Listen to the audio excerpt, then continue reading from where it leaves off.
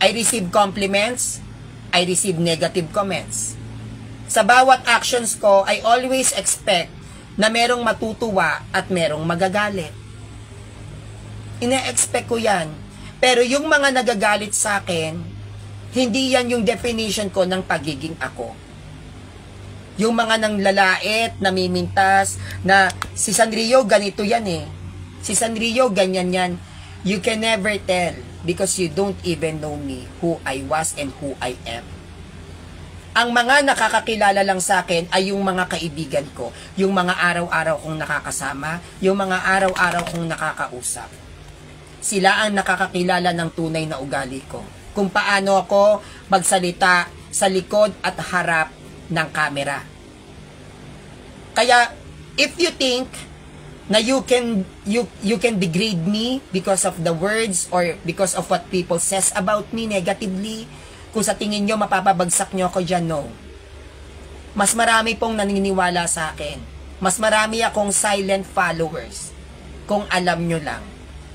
Ang dami ko po na tagahanga na tahimik. Marami akong tagahanga sa YouTube channel ko. Ang sinasabi sa akin, Sanrio, naniniwala kami sa iyo. At yung mga taong yon, yung mga ganong salita, sapat na yon para maniwala na wala naman akong ginagawang masama. May nagagawa akong mali, pero wala akong ginagawang masama. At yung mga tao na nag-iisip sa akin ng mga negative, yan yung mga taong naiinggit. Bakit? Kasi hindi nyo kayang puntahan yung pupuntahan ko. Nagbabash kayo ng mga tao, binabash nyo ko, si Sanrio ganito, si Sanrio ganyan. Bakit? Kasi alam nyo kung saan ako pupunta. At dahil hindi nyo kayang puntahan yung pupuntahan ko, pinipigilan nyo na akong marating yun. Hindi nyo kaya yung confidence ko, hindi nyo kaya kung paano ako magsalita, hindi nyo kayang gawin kung ano yung nilalaman ng isip ko para ipakita sa tao. Hindi nyo kayang gawin yan. Kaya kayo nagagalit. Bakit?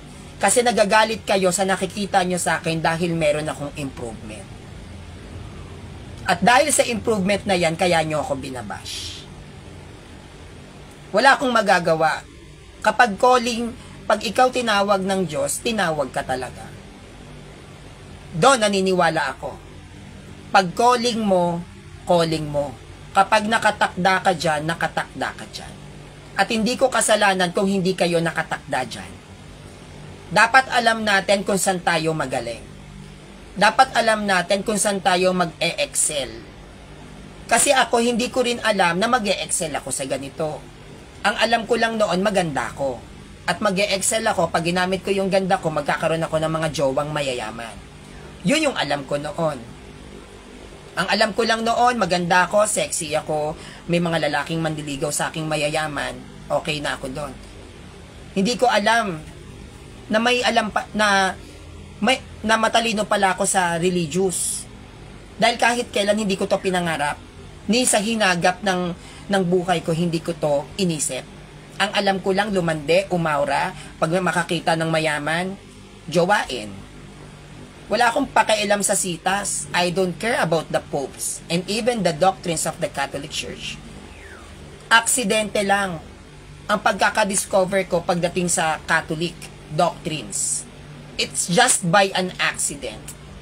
And it is not my problem kung madali kong naiintindihan ng Catholic Church doctrines. Kahit di naman ako minsan tinatanong ko rin yung sarili ko na paano ko to naiintindihan. Hindi ko naman to field para sa akin. Hindi ko to lugar. Pero Lord, bakit ko naiintindihan to? Ang daming mas banal sa akin. Ang daming mas taong simbahan pa sa akin. Hindi naman ako pala dasal. Hindi rin ako pala simba. Actually, I love to drink. Lasengga ako. Kaya tinatanong ko rin ang Diyos Lord, bakit ganon? Bakit dito mo ko dinala? Na hindi ko maintindihan yung sarili ko, bakit naiintindihan ko yung turo? Ang daming mas makadiyos, ang daming mas madasaling, ang daming mas nagdedebosyon, yung iba taong simbahan pa. Pero bakit ganon? Yung mga taong simbahan, yung mga may certificate na CFD, bakit sa akin pa nagtatanong, hindi ko to deserve? Lagi ko sinasabi yun sa Diyos, Lord, I don't deserve this. Why me? Hanggang ngayon sa akin pala isipan yan. Na, dinala mo ba ako dito para magpabash? Look at me. Oh, tignan niyo yung itsura ko. Mukha ba akong mangangaral? Diba? Pero, bakit ako, Lord? Bakit naiintindihan ko yung turo? Bakit naiintindihan ko yung aral? Ang daming mga tao na nasa simbahan. Ang daming mga taong may certificate. Ang daming mga taong sikat. Pagdating sa apologetics, bakit hindi na lang sila? Bakit ako? Bakit hindi ko mapigilan ang sarili ko na ipagtanggol ang simbahan sa kabila ng itsura ko at gusto ko? Ano ba yung gusto mong gawin ko? I always ask God kung naiirita kayo sa itsura ko. Naiirita kayo kasi bakla yung nangangaral. Naiirita kayo kasi mukha akong babae tapos nagtuturo ako. Kahit ako naiirita ako sa sarili ko. Hindi ko to gusto. Being a CFD, I hate it. Prangkahan, yes. Kung paano galit na galit ang ibang Katoliko sa akin, yung itsura mo, Sanrio, bakla ka, impokrita ka, hindi ka dapat maging CFD. Even me, I always questioning myself. I hate myself being a CFD. Hindi ko lang siya mapigilan. And I don't understand why. Bakit ba ako lumalaban sa simbahan? Ano bang mapapala ko dito? Ang dami-daming lalaking mayayamang nagkakagusto sa akin. Bakit hindi na lang ako doon? Bakit ako nagtsatsaga sa ganito? Ang dami-daming lalaki na nakapaligid sa akin, mapabata, mapamatanda, na pwede kong buhayin ang sarili ko, gigising na lang ako, may mga masasarap na akong pagkain. Bakit ako nagtsatsaga sa ganito? Yon ang ayoko sa sarili ko kung bakit, dahil hindi ko siya masagot. Kung maraming mga tao nagalit sa akin, sa itsura ko, galit din ako sa sarili ko. At nagminsan naiinis ako sa Diyos. Na Lord, tignan nyo naman yung itsura ko, bakit kasi ako pa? Bakit ba ako pa yung pinipili mo na magsalita ng ganito? Hindi sa akin bagay. Hindi bagay sa akin bilang isang Katoliko na maggaganito. Hindi ito ang pinangarap kong buhay. Ang pinangarap kong buhay, magkaroon ng sariling mansyon, magkaroon ng asawa na foreigner, na pupunta ng abroad at pa-abroad-abroad na lang, magparetoke, yan ang pangarap ko. Pero bakit ganito naman yung ginawa mo sa akin? Nananahimik ako.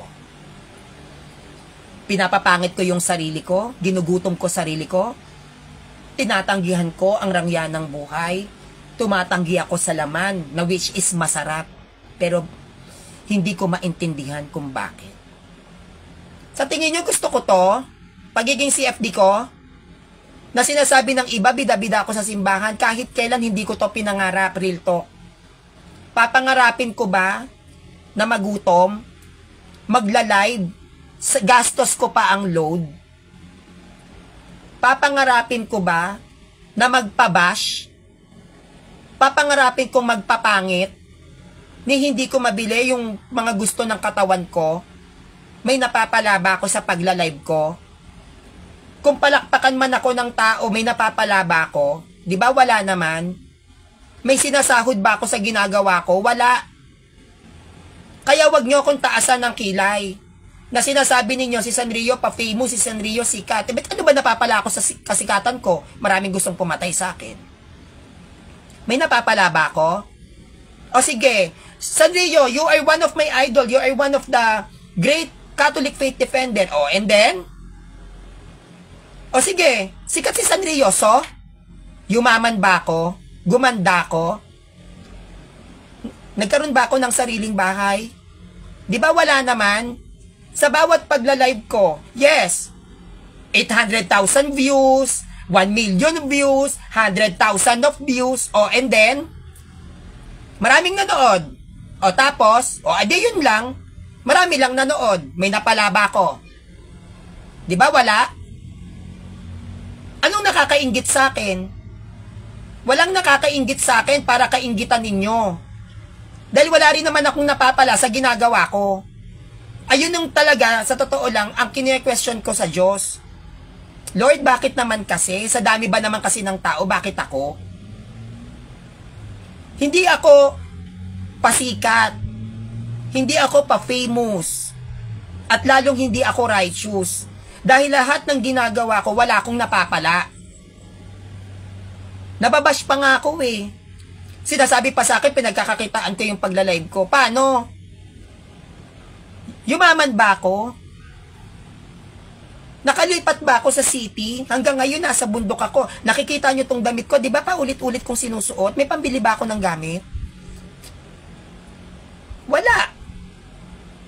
Ano bang ginagawa ko sa pagla-live? Napapasaya ko yung mga Katoliko. Siguro, yung iba. Yes. Napapasaya ko sila. O ano naman ngayon yung balik sa akin?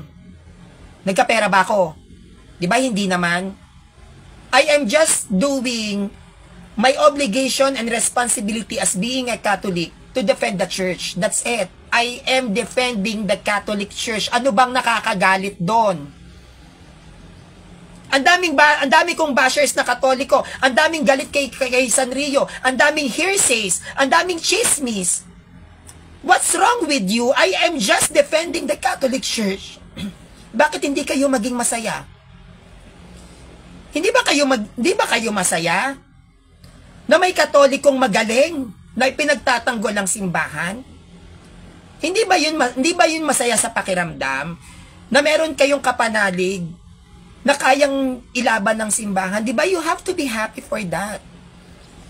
Pero bakit kayo nagtataas ng kilay sa akin? Do I get any benefits sa pagla-live? Nalalait ang buong pamilya ko? Benepisyo ba yun? Nalalait ako? Benepisyo ba yun?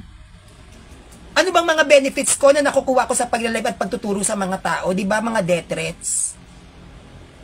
Di ba dapat pag ikaw ay isang Katoliko, kailangan magpakita ka ng simpati na si Sanrio kawawa naman, no? Nagde-defend lang naman ng simbahan, ginaganyan pa ng tao. Pero anong ginagawa ng mga Katoliko, lalo na ng mga may pangalan? Si Sanrio mayabang, si Sanrio malandi, si Sanrio bakla.